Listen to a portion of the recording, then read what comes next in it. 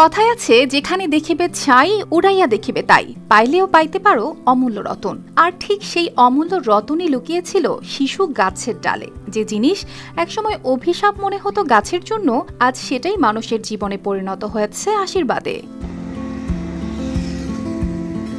বাংলাদেশের দক্ষিণ পশ্চিমের গ্রামাঞ্চলে, বিশেষ করে সাতক্ষীরায়, এই শিশু গাছ বা রেইনটি গাছ চোখে পড়া সাধারণ ব্যাপার। রাস্তার ধারে, বাড়ির আঙিনায় কিংবা মাঠের কিনারায় দাঁড়িয়ে থাকা এই গাছের ডাল একসময় ভাইরাসে আক্রান্ত হয়ে শুকিয়ে যেত, ভেঙে পড়ত। কিন্তু সময় বদলেছে, আজ সেই ভাইরাসই হয়ে উঠেছে বাজারের সোনার হরিণ। এটা হলো মূলত শিশু গাছ। এই শিশু গাছেই যে আটাটা হয় এটা আমরা কিনি।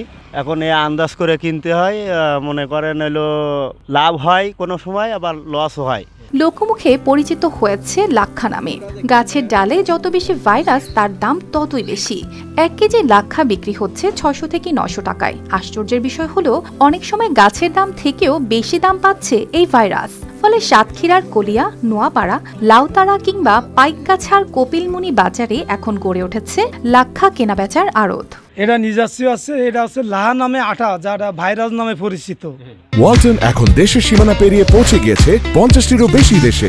ওয়ালটন, ঘরে ঘরে, বিশ্বজুড়ে। এটা হচ্ছে শিশু গাছে হয়। এটা বছরে 3 বার করে এই গাছে, এক গাছে শীতকাল, বর্ষাকাল এবং 2 টাইমে এই গাছে দেখা যায়। শিশু গাছের ভাইরাস যেটা আছে, এখন বর্তমানে দাম আছে 520 টাকা, 600 টাকা, 800 না 850 টাকা পর্যন্ত আমি বিক্রি করেছি।